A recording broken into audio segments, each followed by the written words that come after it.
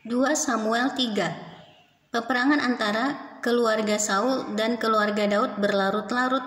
Daud kian lama kian kuat, sedang keluarga Saul kian lama kian lemah. Anak-anak lelaki Daud. Di Hebron lahirlah bagi Daud anak-anak lelaki. Anak sulungnya ialah Amnon dari Ahinoam perempuan Yizreel. Anak yang kedua ialah Kileab dari Abigail bekas istri Nabal orang Karmel. Yang ketiga ialah Absalom anak dari Maaka anak perempuan Talmai raja Gesur. Yang keempat ialah Adonia anak dari Hagit. Yang kelima ialah Sefacah anak Abital. Dan yang keenam ialah Yitream dari Eglah istri Daud. Semuanya ini dilahirkan bagi Daud di Hebron. Abner memihak Daud. Selama ada peperangan antara keluarga Saul dan keluarga Daud, maka Abner makin mendapat pengaruh di antara keluarga Saul.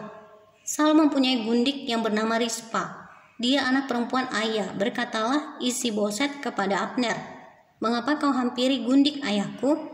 Lalu sangat marahlah Abner karena perkataan Isi-Boset itu. Katanya, "Kepala anjing dari Yehudakah aku? Sampai sekarang aku masih menunjukkan kesetiaanku kepada keluarga Saul ayahmu, kepada saudara-saudaranya dan kepada sahabat-sahabatnya. Dan aku tidak membiarkan engkau jatuh ke tangan Daud.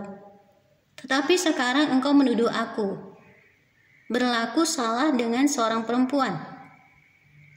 Kiranya Allah menghukum Abner, bahkan lebih lagi daripada itu, jika tidak kulakukan kepada Daud seperti yang dijanjikan Tuhan dengan bersumpah kepadanya, yakni memindahkan kerajaan dari keluarga Saul dan mendirikan tahta kerajaan Daud atas Israel dan atas Yehuda, dari Dan sampai Berseba."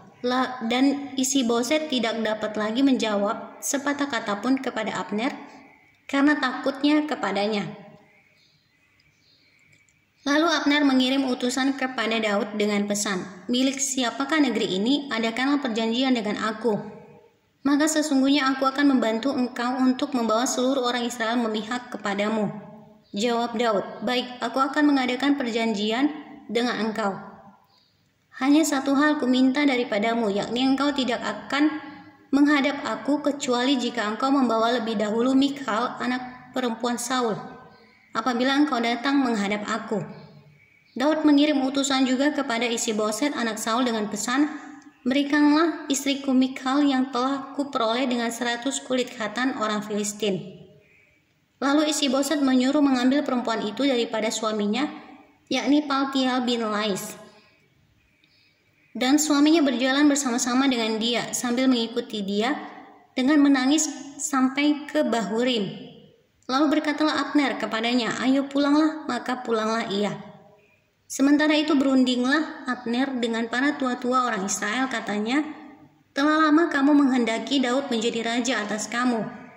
Maka sekarang bertindaklah, sebab Tuhan sudah berfirman tentang Daud demikian, 'Dengan perantaraan hambaku Daud, aku akan menyelamatkan umatku Israel dari tangan orang Filistin dan dari tangan semua musuhnya.'" Abner berbicara dengan orang Binyamin. Pula Abner pergi membicarakan dengan Daud di Hebron segala yang sudah dipandang baik oleh orang Israel dan oleh seluruh kaum Benyamin. Ketika Abner datang kepada Daud di Hebron bersama-sama 20 orang, maka Daud mengadakan perjamuan bagi Abner dan orang-orang yang menyertainya.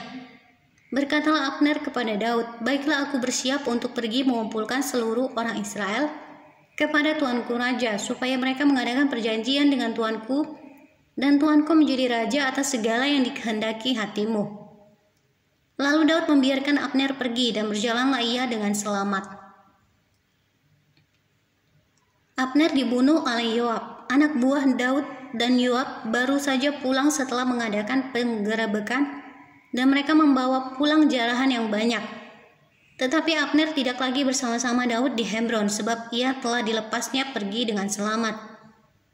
Ketika Yoab bersama dengan segenap tentaranya sudah pulang, diberitahukan kepada Yoab demikian, Abner bin Ner telah datang kepada raja, dan ia sudah dibiarkannya pergi dengan selamat. Kemudian pergilah Yoab kepada raja, katanya, "Apakah yang telah kau perbuat? Abner telah datang kepadamu, mengapa engkau membiarkannya begitu saja?" Apakah engkau tidak kenal Abner bin Ner itu? Ia datang untuk memperdaya engkau dan untuk mengetahui gerak-gerikmu dan untuk mengetahui segala yang hendak kau lakukan."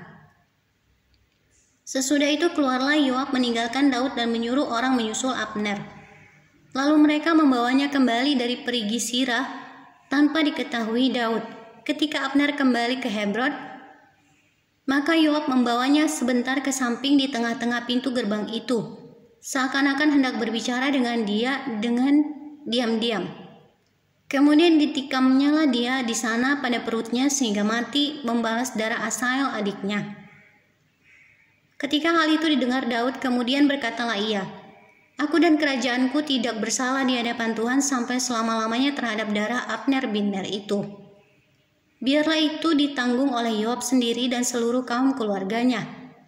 Biarlah dalam keturunan Yoab tidak putus-putusnya ada orang yang mengeluarkan lelehan, yang sakit kusta, yang bertongkat, yang tewas oleh pedang, atau yang kekurangan makanan." Demikianlah Yoab dan Abisai adiknya membunuh Abner karena ia telah membunuh Asael, adik mereka, di Gibeon dalam pertempuran. Dan berkatalah Daud kepada Yoab dan kepada segala rakyat yang bersama-sama dengan dia, "Koyakkanlah pakaianmu dan lilitkanlah pada tubuhmu kain kabung dan merataplah di depan mayat Abner." Raja Daud sendiri pun berjalan di belakang usungan mayat ketika orang menguburkan Abner di Hebron. Maka menangislah raja dengan suara nyaring pada kubur Abner dan seluruh rakyat pun menangis. Karena Abner raja mengucapkan nyanyian ratapan ini, "Apakah Abner harus mati seperti orang bebal? Tanganmu tidak terikat dan kakimu tidak dirantai. Engkau gugur seperti orang gugur oleh orang-orang durjana." Dan seluruh rakyat itu makin menangis karena dia. Seluruh rakyat datang menawarkan kepada Daud untuk makan roti selagi hari siang, tetapi Daud bersumpah. Katanya, "Kiranya Allah menghukum aku. Bahkan lebih lagi daripada itu jika sebelum matahari terbenam aku mengecap roti atau apapun." Ketika seluruh rakyat melihat hal itu, mereka menganggap hal itu baik, seperti segala sesuatu yang dilakukan raja dianggap baik oleh seluruh rakyat. Maka taulah seluruh rakyat dan seluruh Israel pada hari itu bahwa pembunuhan Abner bin Ner bukanlah rancangan raja. Kemudian berkatalah raja kepada para pegawainya, "Tidak tahukah kamu bahwa pada hari ini gugur seorang pemimpin, seorang besar di Israel? Tetapi aku ini sekarang masih lemah, sekalipun sudah diurapi menjadi raja, sedang orang-orang itu, yakni anak-anak Zeruya, melebihi aku dalam kekerasan. Kiranya Tuhan membalas kepada orang yang berbuat jahat setimpal dengan kejahatannya."